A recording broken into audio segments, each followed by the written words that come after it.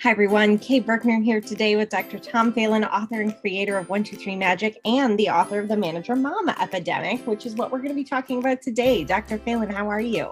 Good morning, Kay. Are you in Manager Mom mode today? I would say yes. I would say today definitely looked like a Manager Mom kind of morning for me. Before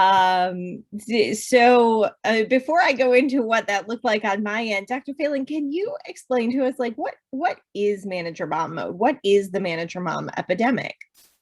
You can think of it, I talk about something in the book called the Mommy ID. And you can think of Manager Mom as involving several internal rules that most moms have, I think, and that's that they be president, chief servant, and first responder. So I think that sums it up pretty well. And moms more than dads. Now, people argue about is this cultural or genetic, and I think it's a little bit of both.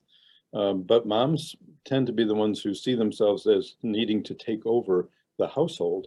And the Manager Mom epidemic, where mom's doing too much of everything, and a smooth running house depends too much on mom's organizational activities.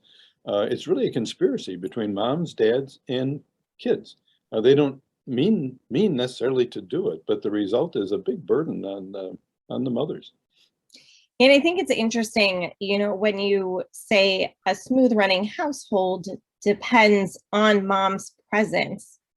Is it true that it's a smooth running household that depends on mom's presence, or is it the fact that when mom is present, a smooth running household depends on her presence, right?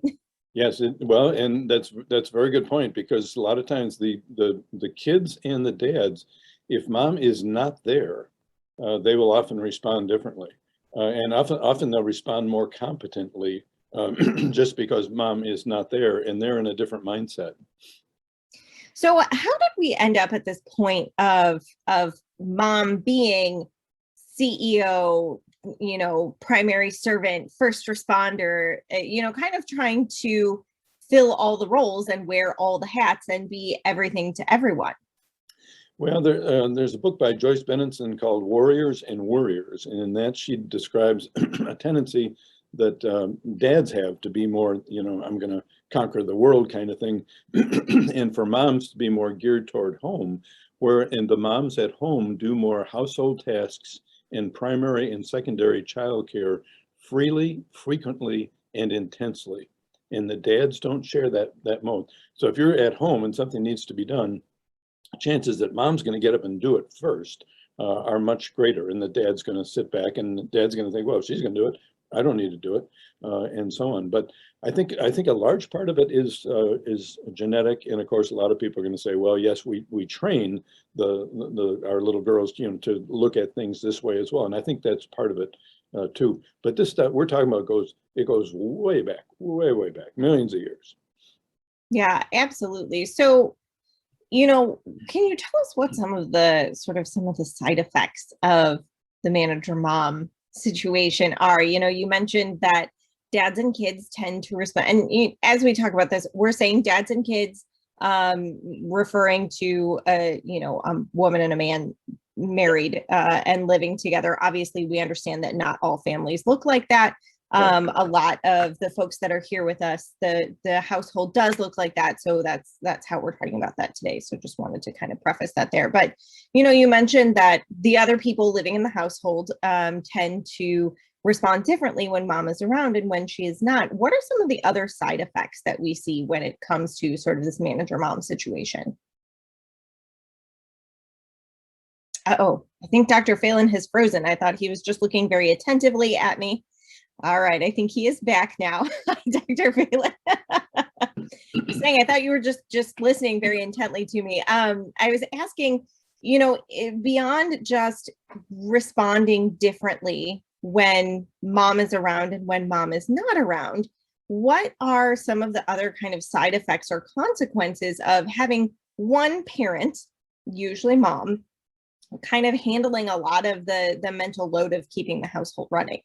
Yeah, well, I think the first is, and it's a different way of saying what we were just talking about, a major violation of the equal suffering law.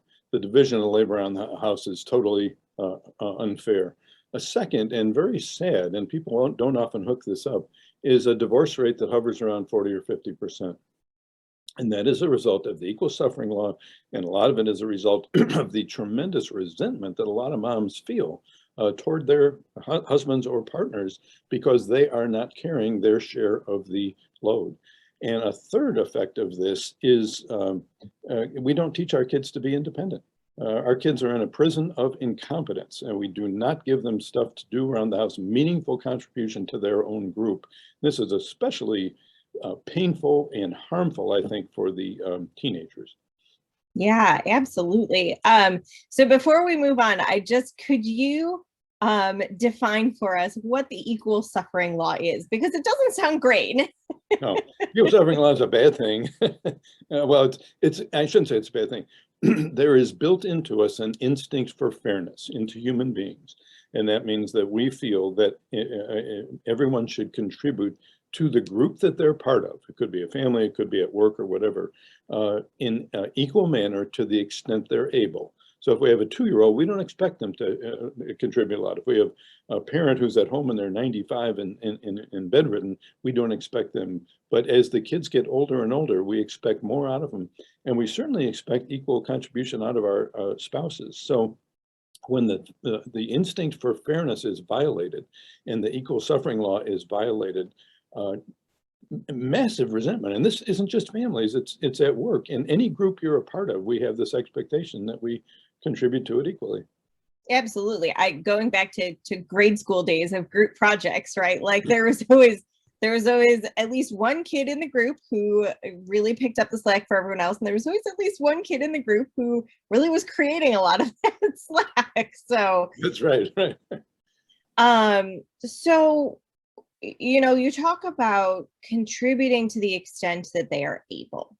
And when it comes to children, there is a tendency, I think, in sort of our modern society today to sort of have let kids be kids sort of attitude, or, an expectation that mom or that parents are really caregiving for the kids and taking care of things for them.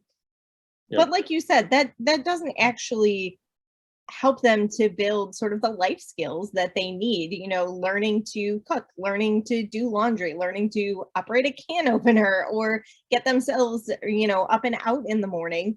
And so kids are learning those things later. But at what age can kids start doing different types of tasks fairly independently around the house? Yeah, well, I'll give you some data on what we call executive functioning, and that's the ability of a human being to carry out a task, which could be fairly boring, and to be able to sustain that task. And the executive functioning capability gets greater and greater with age. Think of a 6-year-old, 10 minutes. They could do 10 minutes worth of, fairly boring activity. Maybe they could clean their room if it takes less than 10 minutes. It goes up by 10 minutes every year. 7-year-old, 20 minutes on up to 9-year-old, 40 minutes. And what that means is your 7-year-old could do his or her own laundry, and your 9-year-old could cook a meal for a family of 4, boneless, skinless chicken thighs in the oven, cooked for 25 minutes, mashed potatoes out of the box with boiling water, applesauce, and a frozen vegetable. A 9-year-old can cook a meal for a family of 4. Do we let them do it? No. Do we let a 16-year-old cook a meal for a family of 4? No, not at all. And, as you were saying, that then turns into that 16-year-old soon, because, maybe they go off to college, maybe they move out on their own and get a job. And then suddenly they realize that they don't know how to cook a meal for themselves, Right. They have or maybe they don't know how to read the tags on the, the laundry tags, which I understand that the symbols are completely indecipherable. I don't understand half of them either. But the point being, that kids are then missing out on both important life skills. But one of the things that you talk about in the Manager Mom Epidemic is the way that we ask kids to contribute to the household. Can you speak a little bit to what kinds of tasks are they more likely to feel invested and willing to do? And what kinds of things are they going to kind of go, ugh, again? Yeah. Well, we don't ask them to do very much. The ones I always use semi-jokingly is clean your room and take out the garbage. Okay. Well, okay, clean your room, take out the garbage. They don't clean the room, it stays the way it is. Parents don't know what to do. They do take out the garbage, it takes 5 minutes. That's their contribution to their group. Kids don't feel that's a meaningful contribution. And it isn't a meaningful contribution. It's some contribution, but it's not that meaningful.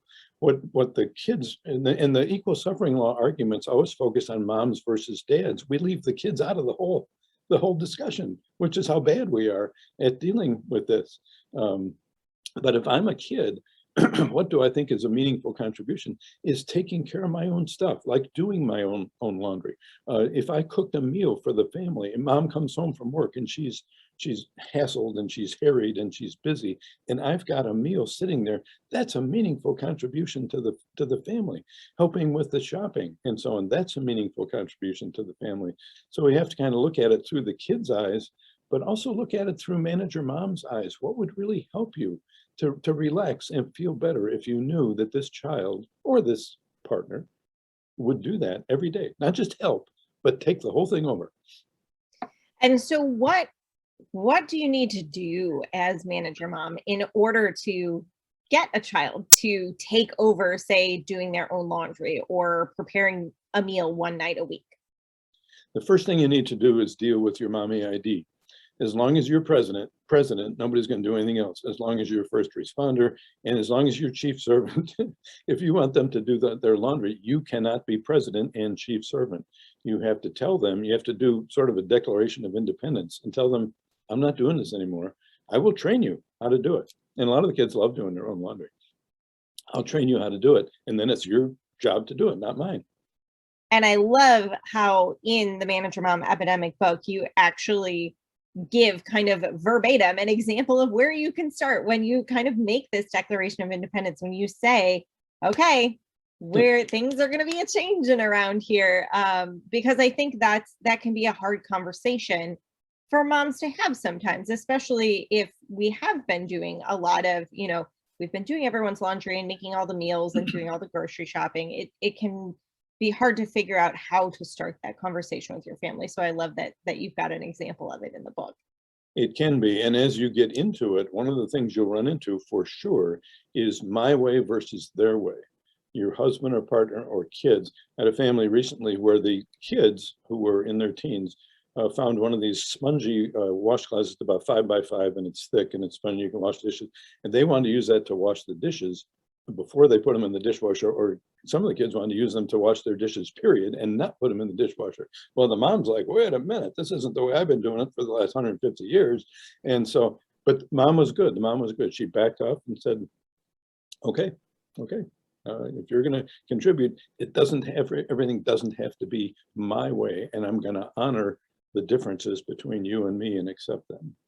Yeah. So teaching the kids how to do it safely and how to do it, I won't say correctly, but it doesn't matter how the dishes get washed, but the dishes have to be clean. And here's what a clean dish looks like. And here's what that means.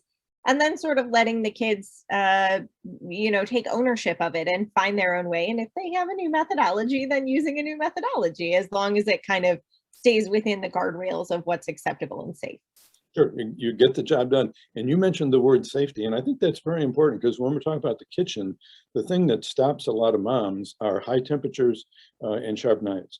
And so what are you going to do? You're going to teach the kids how to deal with high temperatures and sharp knives, and then they're going to be doing it themselves.